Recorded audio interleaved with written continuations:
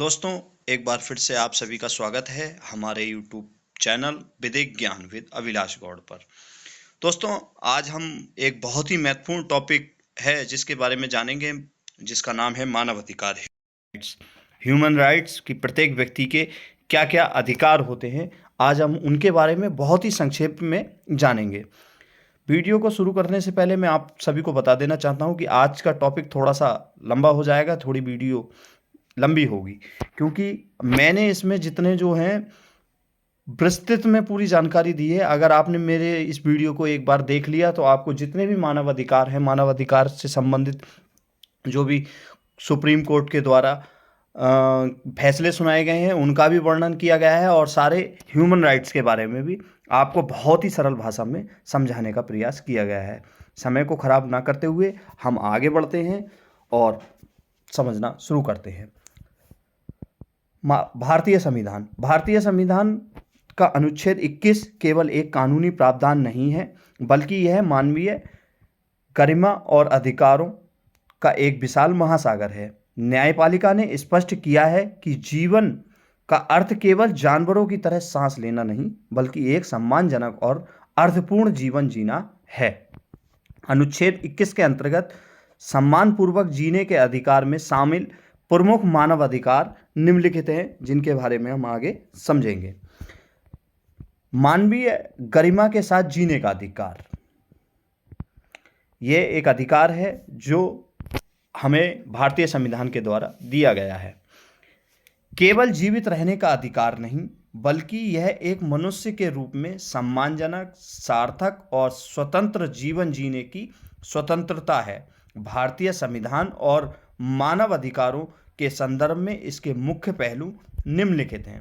भारतीय संविधान और अनुच्छेद 21 क्या कहता है उसके बारे में हम जानेंगे। भारतीय संविधान का अनुच्छेद जो 21 है वो क्या कहता है। आर्टिकल 21, भारतीय संविधान का अनुच्छेद 21 स्पष्ट रूप से कहता है कि किसी भी व्यक्ति को उसके जीवन या व्यक्तिगत स्वतंत्रता से विधि द्वारा स्थापित प्रक्रिया के बिना वंचित नहीं किया जा सकता है या किया जाएगा। सुप्रीम कोर्ट ने समय समय पर इसकी व्याख्या करते हुए कहा है कि जीवन का अर्थ केवल सांस लेना या पशुवत अस्तित्व नहीं है, बल्कि इसमें वे सभी तत्व शामिल हैं जो जीवन को गरिमा में बनाते हैं। गरिमापूर्ण जीवन के आवश्यक तत्व क्या क्या हैं उनके बारे में भी हम आगे जानते हैं। अदालतों के फैसलों के अनुसार गरिमा के साथ जीने के अधिकार में ये सुविधाएं शामिल की गई हैं, और वो सुविधाएं क्या क्या हैं हम आगे जानते हैं। आजीविका का अधिकार, स्वच्छ वातावरण का अधिकार, शिक्षा और स्वास्थ्य का अधिकार, गोपनीयता का अधिकार, आश्रय का अधिकार और कानूनी सहायता का अधिकार। आजीविका का अधिकार क्या कहता है इसके बारे में भी समझ लेते हैं। सम्मान के साथ जीने के लिए काम करने और कमाने का अवसर, ये हमें अधिकार देता है आजीविका का अधिकार। स्वच्छ वातावरण का अधिकार हमें क्या अधिकार देता है। प्रदूषण मुक्त हवा और पानी का अधिकार, प्रदूषण युक्त हवा और पानी का अधिकार जो देता है वो हमें स्वच्छ वातावरण का अधिकार देता है। शिक्षा और स्वास्थ्य, बुनियादी शिक्षा और चिकित्सा सुविधाओं तक पहुंच। गोपनीयता का अधिकार, निजी जीवन में आवश्यक हस्तक्षेप ना होना, ये जो अधिकार है ये हमें गोपनीयता का अधिकार देता है। आश्रय का अधिकार, सिर पर छत होना गरिमा का एक महत्वपूर्ण हिस्सा है। कानूनी सहायता, गरीब या वंचित होने पर भी न्याय पाने का समान अवसर, ये हमें कानूनी सहायता का अधिकार देता है। प्रमुख निर्णय, जो प्रमुख फैसले हैं जो सुप्रीम कोर्ट के द्वारा सुनाए गए हैं उनको मैं आपके समक्ष रखता हूं, जिनमें से एक फैसला है मेनका गांधी बनाम भारत संघ 1978। इस मामले में कोर्ट ने कहा कि जीवन का अधिकार केवल भौतिक अस्तित्व तक सीमित नहीं है, बल्कि इसमें मानवीय गरिमा के साथ जीने का अधिकार शामिल है। और एक उदाहरण और है, फ्रांसीसी कोराली मुलिन मामला है, उसके बारे में कोर्ट ने स्पष्ट किया कि गरिमा में पर्याप्त भोजन, कपड़े, रहने के लिए जगह और दूसरों के साथ घुलने मिलने की सुविधा शामिल है। आखिर इसका क्या निष्कर्ष निकल के आता है इसके बारे में भी जानते हैं। गरिमा के साथ जीने का अधिकार समाज के हर वर्ग, चाहे वह अमीर हो या गरीब हो, को यह आश्वासन देता है कि राज्य और समाज उसके मानवीय मूल्यों का सम्मान करेंगे। यह शोषण, भेदभाव और अपमान के विरुद्ध एक सुरक्षा कवच है। दूसरा एक और अधिकार है, उसके बारे में भी हम जानते हैं, निजता का अधिकार, प्राइवेसी का अधिकार। प्रत्येक व्यक्ति को अपने निजी जीवन, घर, परिवार और व्यक्तिगत जानकारी को सुरक्षित रखने का अधिकार है। इसके संदर्भ में भी एक फैसला सुप्रीम कोर्ट द्वारा सुनाया गया है, जो कि एक प्रमुख निर्णय है निजता के अधिकार के संबंध में। के.एस. पुट्टास्वामी बनाम भारत संघ 2017 के ऐतिहासिक फैसले में सुप्रीम कोर्ट ने निजता को अनुच्छेद 21 के तहत एक मौलिक अधिकार माना। निजता का अधिकार अनुच्छेद 21 के तहत प्राण और दैहिक स्वतंत्रता के अधिकार का एक अभिन्न हिस्सा माना जाता है। यह अधिकार व्यक्ति की व्यक्तिगत स्वायत्तता और उसकी गरिमा की रक्षा करता है। ऐतिहासिक निर्णय था, इसलिए इसे किसने सुनाया इसके बारे में भी और हम विस्तार से जानते हैं। के.एस. पुट्टास्वामी मामला जो 2017 का है, इसमें न्यायमूर्ति के.एस. पुट्टास्वामी बनाम भारत संघ के ऐतिहासिक मामले में 9 जजों की संवैधानिक पीठ ने इस पर फैसला सुनाया, घोषणा करी थी। क्या घोषणा करी थी उसके बारे में भी जानते हैं। सर्वोच्च न्यायालय ने सर्वसम्मति से यह घोषणा किया कि निजता एक मौलिक अधिकार है और उसकी क्या व्याप्ति है, मतलब उसकी क्या क्या आवश्यकताएं हैं जो निजता के अधिकार है उसके अंतर्गत, वो भी कोर्ट ने स्पष्ट किया। कोर्ट ने स्पष्ट किया कि निजता का अधिकार व्यक्ति की पसंद, जैसे कपड़े, भोजन और साथी का चुनाव और उसकी व्यक्तिगत जानकारी सुरक्षा से जुड़ा है। आगे जानते हैं निजता के अधिकार के विभिन्न आयाम क्या क्या हैं, उनको भी जानते हैं। न्यायिक व्याख्याओं के अनुसार निजता में निम्नलिखित तत्व शामिल हैं। व्यक्तिगत सूचना की सुरक्षा, किसी व्यक्ति की निजी जानकारी को उसकी सहमति के बिना सार्वजनिक ना करना, ये उसकी व्यक्तिगत सूचना की सुरक्षा है। शारीरिक गोपनीयता, व्यक्ति के शरीर और उसके निजी स्थान जैसे उसका घर में राज्य का अनावश्यक हस्तक्षेप ना होना।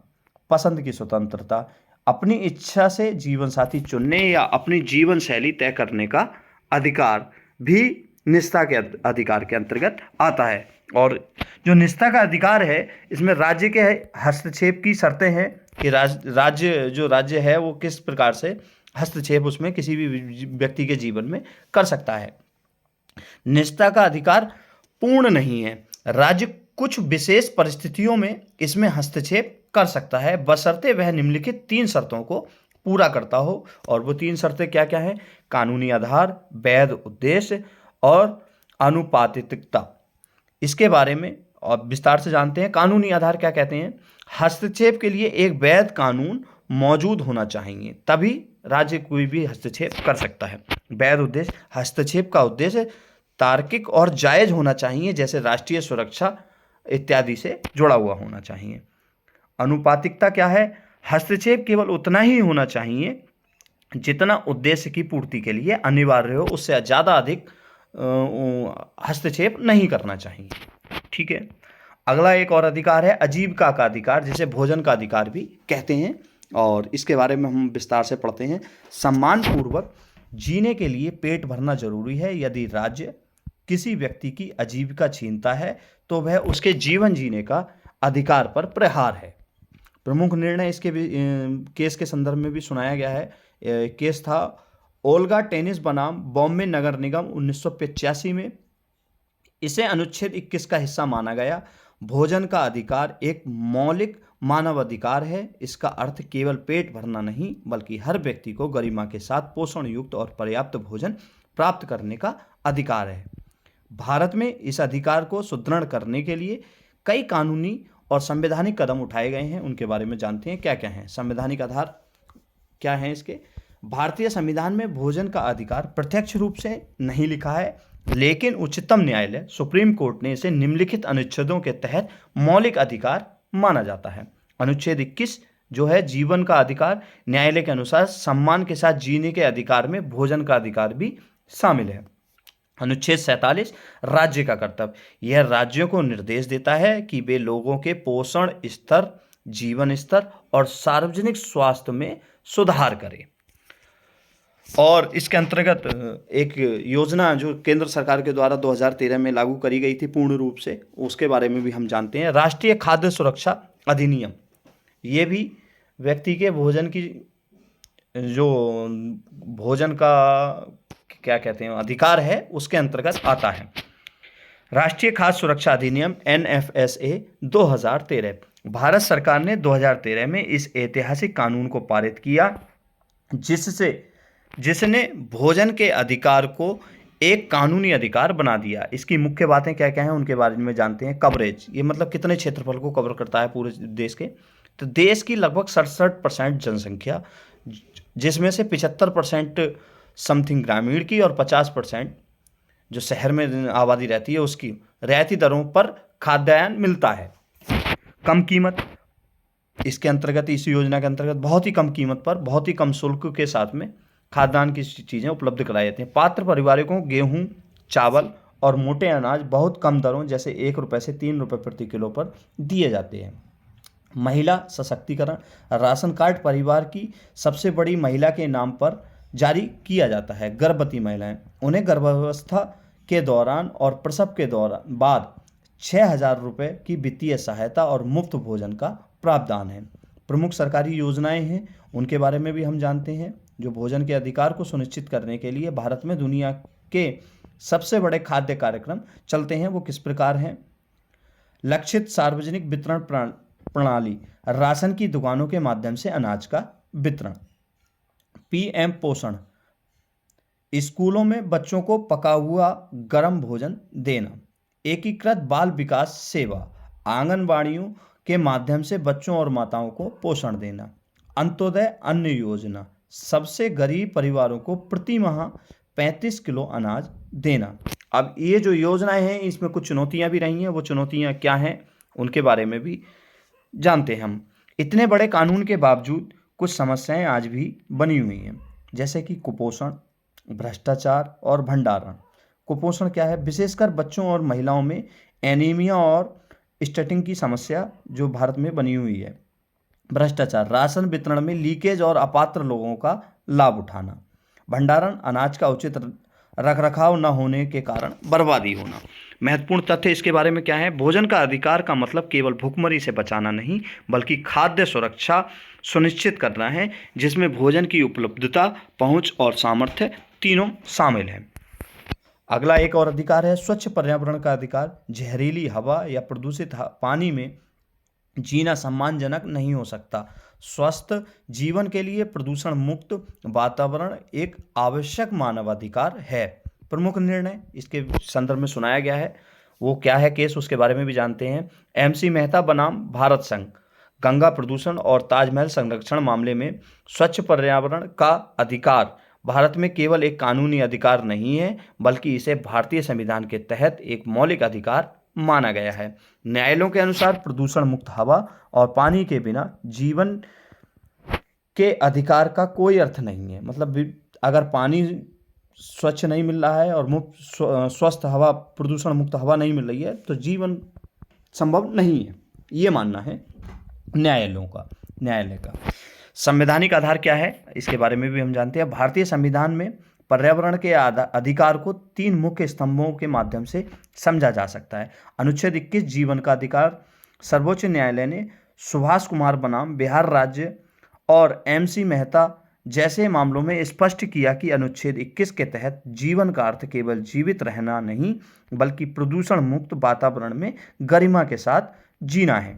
अनुच्छेद 48 राज्य का कर्तव्य है। यह राज्य को निर्देश देता है कि वह पर्यावरण की रक्षा और सुधार करने तथा देश के वनों और वन्य जीवों की रक्षा करने का प्रयास करें। अनुच्छेद 51 ए की जो धारा G है, नागरिकों का कर्तव्य है हमारे देश के, यह प्रत्येक भारतीय नागरिक का मूल कर्तव्य है कि वह प्राकृतिक पर्यावरण, वन, झील, नदी और वन्य जीव की रक्षा और सुधार करे। प्रमुख कानूनी सिद्धांत हैं इसके बारे में, वो भी हम जानते हैं। आगे बढ़ते हैं। अदालतों ने पर्यावरण की सुरक्षा के लिए कुछ महत्वपूर्ण सिद्धांतों को अपनाया है। क्या है वो, उनके बारे में जानते हैं। सतत विकास ऐसा होना चाहिए जो वर्तमान की जरूरतों को पूरा करे, बिना भविष्य की पीढ़ियों की जरूरतों से समझौता किए। प्रदूषणकर्ता भुगतान करें। यदि कोई उद्योग पर्यावरण को नुकसान पहुंचाता है तो उसकी भरपाई और सुधार का खर्च उसी उद्योग को उठाना होगा। सावधानी का सिद्धांत: यदि किसी गतिविधि से पर्यावरण को गंभीर नुकसान होने का खतरा है तो वैज्ञानिक निश्चितता की कमी को बचाव के उपाय न करने का बहाना नहीं बनाया जा सकता। मतलब अगर किसी भी प्रकार का कोई मतलब सीधा सीधा है सिद्धांत है, अगर खतरा है तो उसके बचाव से किसी प्रकार का कोई बहाना नहीं बनाना है। सुरक्षा के लिए संस्थागत ढांचा क्या है? पर्यावरण के अधिकार को लागू करने के लिए भारत में विशेष व्यवस्थाएं हैं, और वो विशेष व्यवस्थाएं क्या हैं उनके बारे में भी हम आगे जानते हैं। राष्ट्रीय हरित अधिकरण 2010 में स्थापित यह एक विशेष कोर्ट है जो केवल पर्यावरण से जुड़े मामलों की त्वरित सुनवाई करता है। पर्यावरण संरक्षण अधिनियम 1986 यह सरकार को प्रदूषण रोकने और पर्यावरण की गुणवत्ता मापने के लिए नियम बनाने की शक्ति देता है।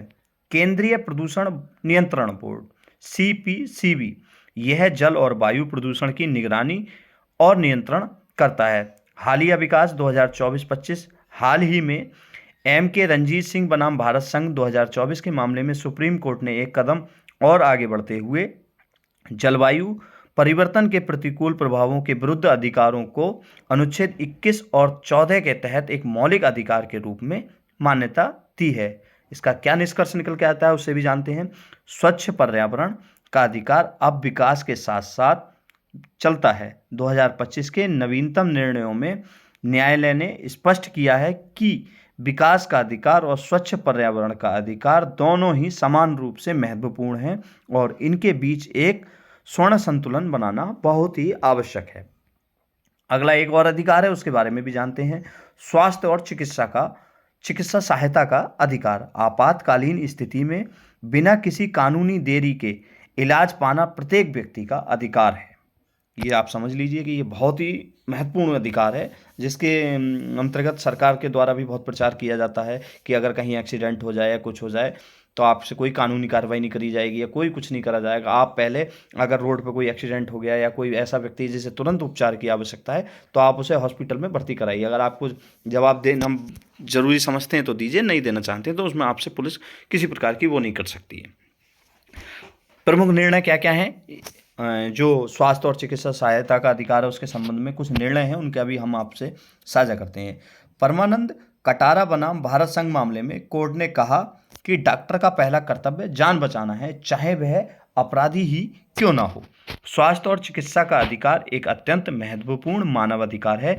यद्यपि संविधान के मूल पाठ में स्वास्थ्य शब्द का स्पष्ट उल्लेख नहीं था, लेकिन न्यायपालिका ने इसे सम्मान पूर्वक जीने के अधिकार का अनिवार्य हिस्सा माना है। इसका विस्तृत वर्णन निम्नलिखित बिंदुओं में किया गया है, जो कि मैं आगे बताता हूं आपको। संवैधानिक आधार क्या है? अनुच्छेद 21 जीवन के अधिकार में स्वास्थ्य का अधिकार अंतर्निहित है, क्योंकि खराब स्वास्थ्य व्यक्ति के गरिमापूर्ण जीवन में बाधा डालता है। राज्य के नीति निर्देशक तत्व अनुच्छेद 39E 42 और 47 राज्य को निर्देश देते हैं कि वह नागरिकों के स्वास्थ्य के स्तर को सुधारने और कार्यस्थल पर उनके स्वास्थ्य की रक्षा करने के लिए कदम उठाए।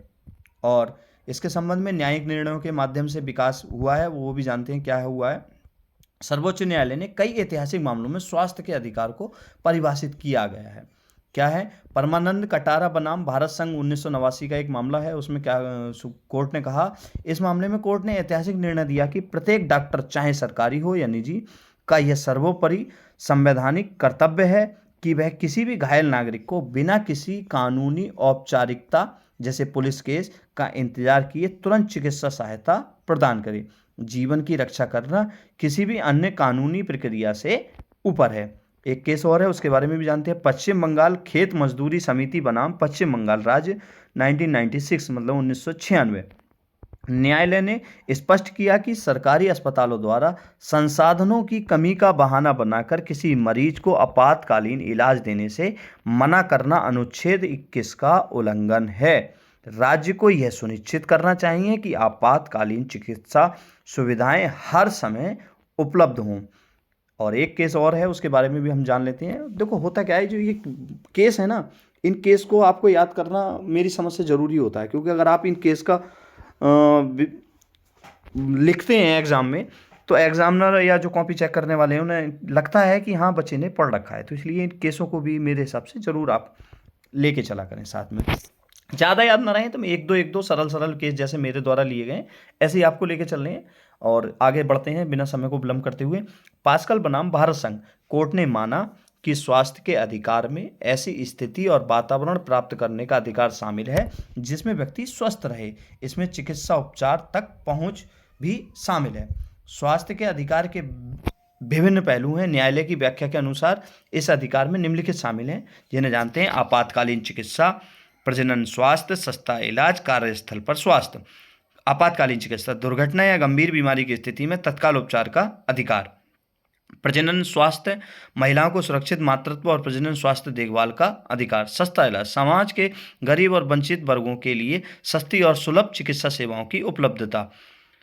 कार्यस्थल पर स्वास्थ्य, खतरनाक उद्योगों में काम करने वाले श्रमिकों के स्वास्थ्य की सुरक्षा का अधिकार है। राज्य की जिम्मेदारियां क्या क्या हैं वो भी जानते हैं। निवारक स्वास्थ्य सेवा, टीकाकरण और बीमारियों के प्रसार को रोकने के उपाय करना।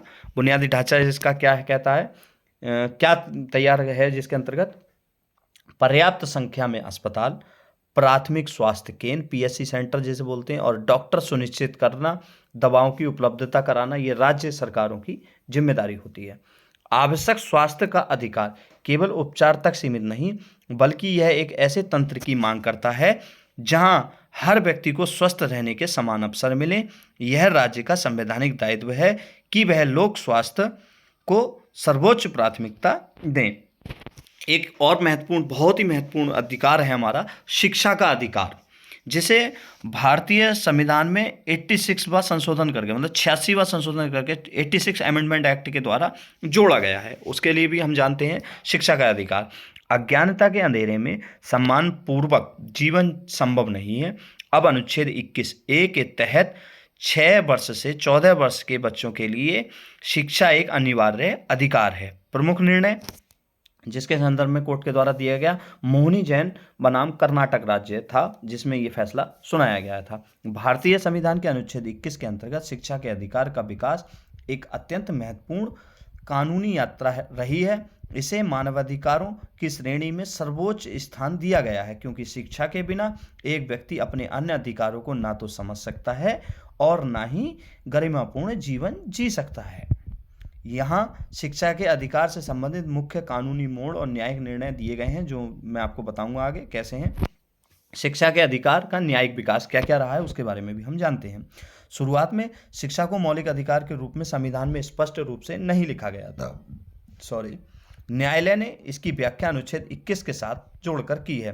मोहिनी जैन बनाम कर्नाटक राज्य 1992, इस मामले को कैपिटेशन फीस केस के नाम से भी जाना जाता है। सुप्रीम कोर्ट ने पहली बार स्पष्ट रूप से कहा कि शिक्षा का अधिकार अनुच्छेद 21 के तहत जीवन के अधिकार का अभिन्न अंग है। कोर्ट ने तर्क दिया कि शिक्षा के बिना मानवीय गरिमा को बनाए रखना असंभव है। उन्नीकृष्णन बनाम आंध्र प्रदेश राज्य 1993 का एक मामला है, उसको भी हम जानते हैं कि क्या था। इस ऐतिहासिक निर्णय में मोहिनी जैन केस के फैसले की समीक्षा की गई।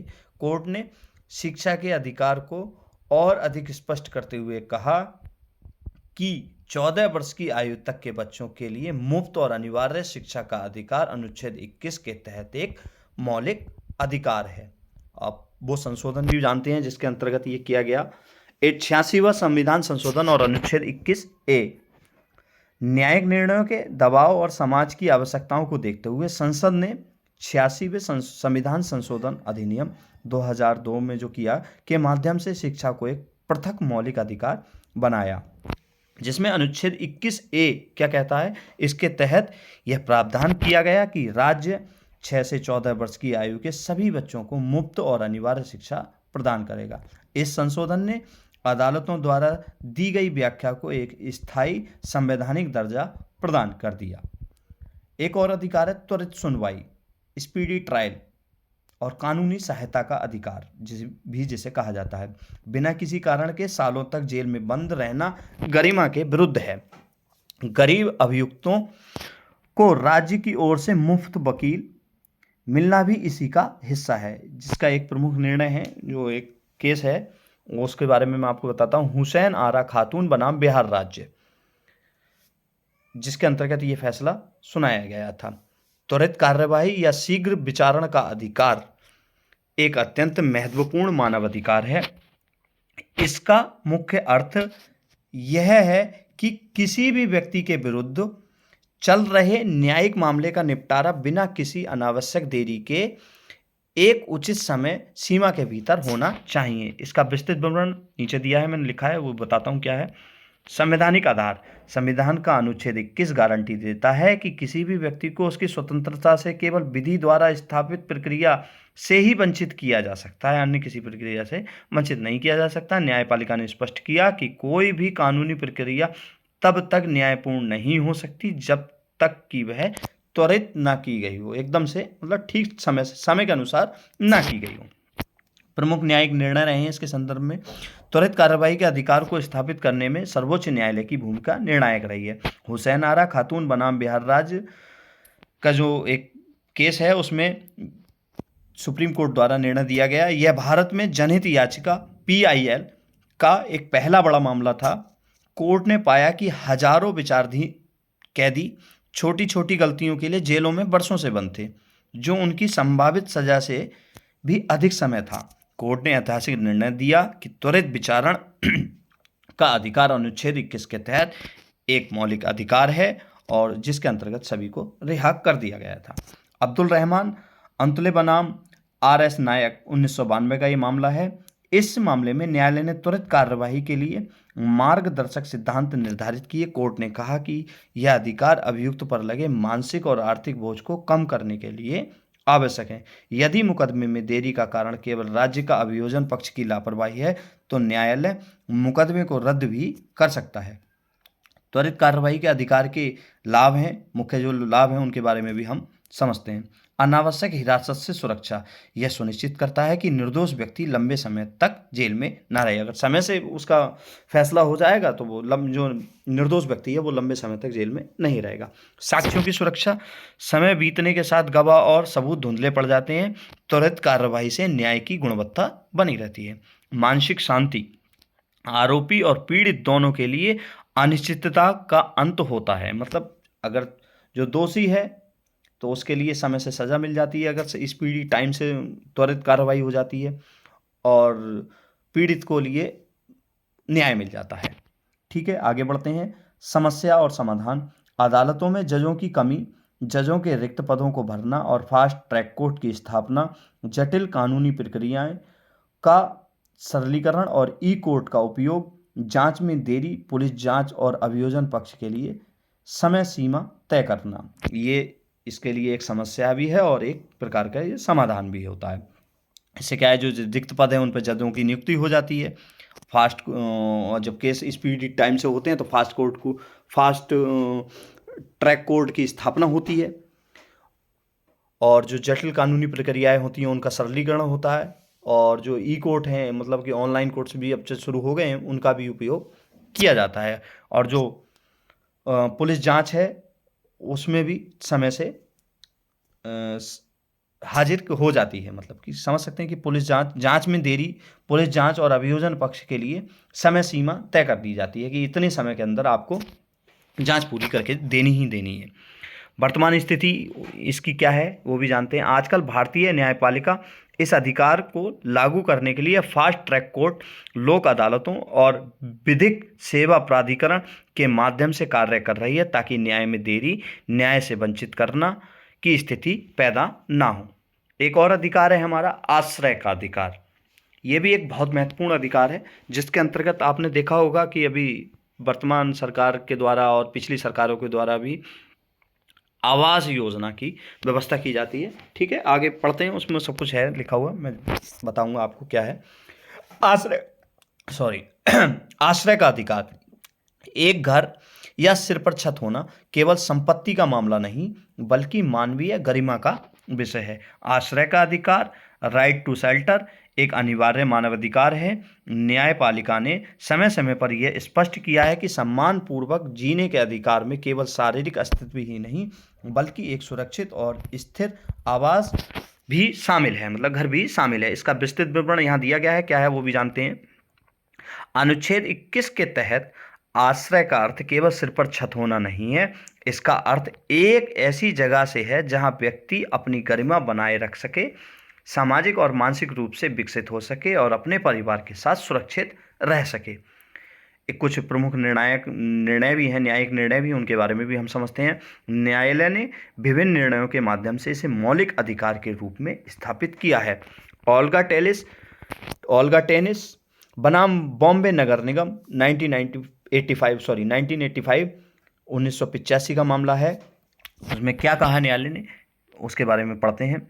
इसे फुटपाथ निवासी मामला भी कहा जाता है। सुप्रीम कोर्ट ने कहा कि यदि किसी को उसके आवास या झुग्गी से बेदखल किया जाता है तो यह उसकी आजीविका और जीवन के अधिकार का पर सीधा प्रहार है। कोर्ट ने आदेश दिया, बिना किसी वैकल्पिक व्यवस्था या उचित प्रक्रिया के किसी को बेघर नहीं किया जा सकता। एक और अन्य केस है चमेली सिंह बनाम उत्तर प्रदेश राज्य 1996। इस मामले में कोर्ट ने आश्रय के अधिकार की व्याख्या बहुत व्यापक रूप से की।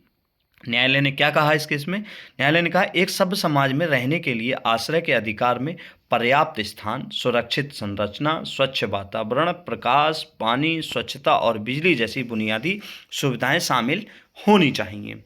एक और मामला है शांति स्टार बिल्डर्स बनाम नारायण खेमालाल तोता में 1990 में ये मामला आया था। कोर्ट ने माना कि प्रत्येक नागरिक के पास एक स्थायी घर होने का अधिकार है क्योंकि इसके बिना वह भारत के नागरिक के रूप में अपने अन्य अधिकारों का प्रभावी ढंग से उपयोग नहीं कर सकता है।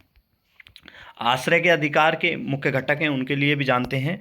आश्रय के अधिकार को केवल 4 दीवारों तक सीमित नहीं माना जाता बल्कि इसमें निम्नलिखित तत्व शामिल हैं। सुरक्षा, बाहरी खतरों और प्राकृतिक आपदाओं से बचाव, बुनियादी सुविधाएं, स्वच्छ पेयजल, बिजली और जल निकासी की व्यवस्था, वहनीयता, आवास की कीमत ऐसी होनी चाहिए कि गरीब व्यक्ति भी उसे प्राप्त कर सके।